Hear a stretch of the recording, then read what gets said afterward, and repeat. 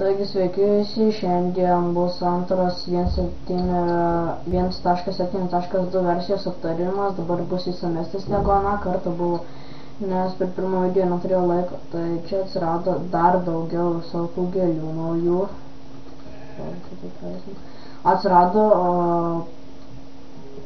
saulėgrąža, atsirado aukšta žolė, aukštas papartis ir gražios gėlės atsirado, čia nepačiau. Atsirado ir dar gražių visokių stiklų, čia yra jų gamyba. Čia galima bilenkokią spalvą dėti ir gausit visokios spalvos šitokią. 8 blokus nudažytus. Tai čia visokių yra labai gražių spalvų.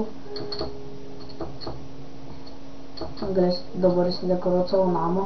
Atsirado nauji kerėjimai, tai atsirado jūros sėkmė ir masalas tenais. Tai, kad geriau keptų, ir čia atsirado kažkoksai tai naujas blokas, dabar jauro kažkokia. Atsirado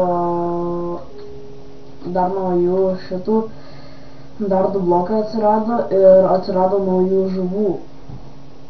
Tai pūsležuvė, jūro klonas, žalia lašiša ir žalia žuvis. Pūsležuvis nebuvo ir valgyti, nes kaip žinojau, tai jinai apnuodija ir va čia iš šitokios,